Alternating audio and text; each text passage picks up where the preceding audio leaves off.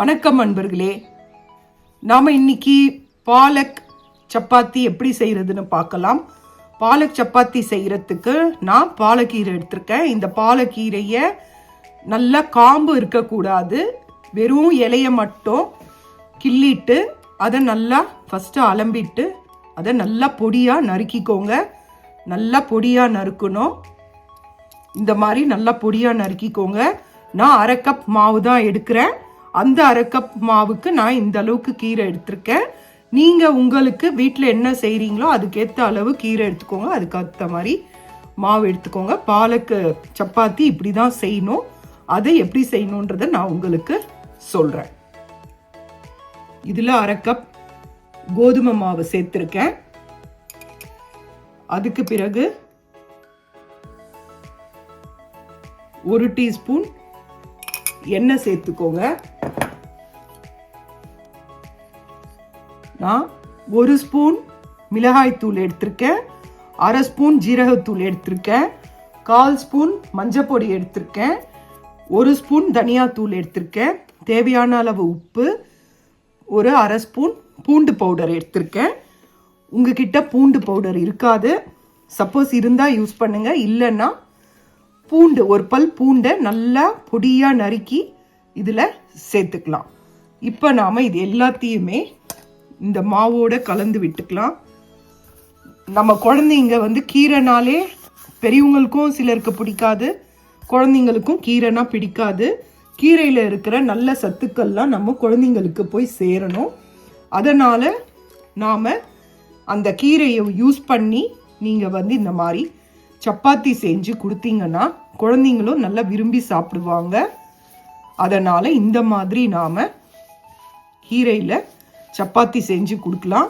இது ரொம்ப சத்துக்கள் அதிகம் நிறைஞ்சு இருக்கு. நீங்கள் என்ன முருங்கீரையில் கூட செய்யலாம். இந்த மாதிரி இதில் நிறைய வெரைட்டி, நிறைய கீரை வகைகள் இருக்குது. அந்த கீரையை பொடி கூட கலந்து செய்யலாம். இப்போ இதில் நமக்கு தண்ணி தேவைப்படுது. தண்ணி தெளித்து நம்ம இதை சப்பாத்தி மாவு பதத்துக்கு நல்லா பிசைஞ்சு எடுத்துக்கலாம். பார்த்தீங்கன்னா மிளகாத்தூள், மஞ்சாத்தூள், தனியாத்தூள், ஜீரகத்தூள், உப்பு, பூண்டு பவுடர் சேர்த்துருக்கேன். உங்களுக்கு இன்னும் நீங்கள் காரம் சாப்பிடுவீங்கன்னா பச்சை மிளகா கூட நல்லா பொடியாக நறுக்கி சாப்பிடலாம். காரம் போதுன்றவங்களுக்கு இந்த மிளகாத்தூளே போதும்.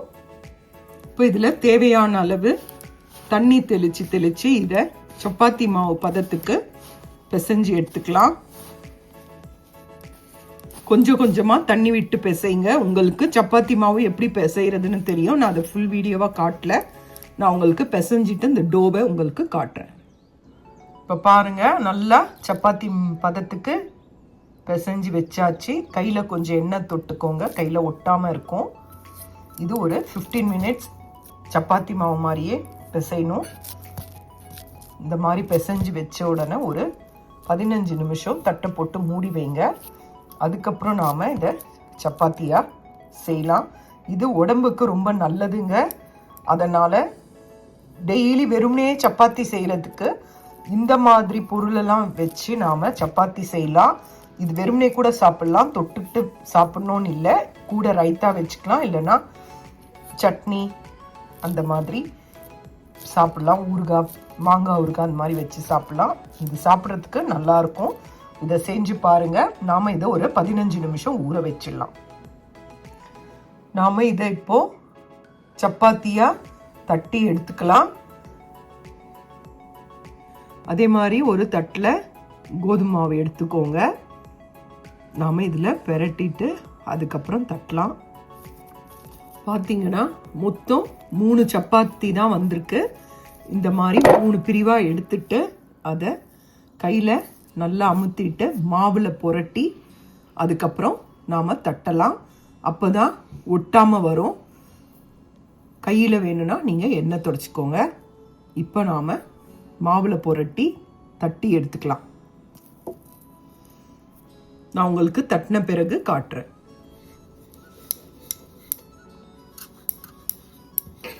இந்த மாதிரி மாவை நல்லா மெலிசா தட்டிக்கோங்க.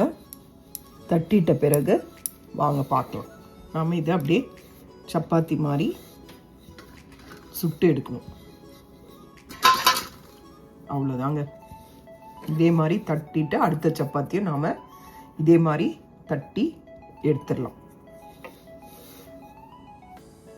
இங்கே பாருங்கள், தட்டுனதை பேன் நல்லா ஹீட் ஆனதும் தட்டி வச்ச பாலக் சப்பாத்தியை போட்டாச்சு. மீடியம் ஃப்ளேமில் வைங்க. நம்ம இதை சப்பாத்தி செய்கிற மாதிரி தான் செய்யணும். இதை சுற்றிரும் ஒரு 1/4 ஸ்பூன் எண்ணெய் விடுங்க. எண்ணெய் விட்டு சப்பாத்தி செய்கிற மாதிரியே செய்யுங்க.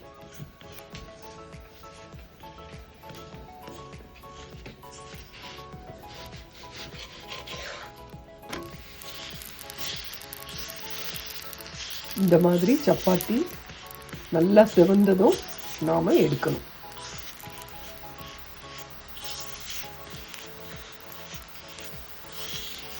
இது ரொம்ப நல்லா இருக்கும், செஞ்சு பாருங்க. இந்த பாலக் சப்பாத்தியோட நீங்கள் உங்கள் விருப்பம் போல் நீங்கள் என்ன வேணாலும் தொட்டு சாப்பிடலாம், இல்லை வெறுமே கூட சாப்பிடலாம். இது நல்லா ரெடியானதும் சப்பாத்தி மாதிரி ரெடியானதும் எடுத்துடலாம்.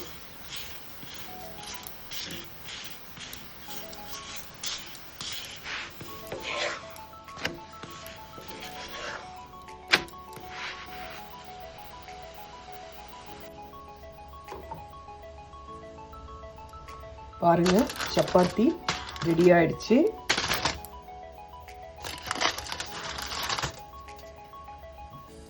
இது நல்லா சாஃப்டா இருக்கும். உங்களுக்கு நான் முடிச்ச பிறகு காட்டுறேன். இங்க பாருங்க, பாலக் சப்பாத்தி ரெடி. இந்த மாதிரி நல்லா வெந்த பிறகு எடுக்கணும். இது சாப்பிட்றதுக்கு ரொம்ப நல்லா இருக்கும். இது நல்லா பார்த்தீங்கன்னா நல்லா சாஃப்டா இருக்கும்.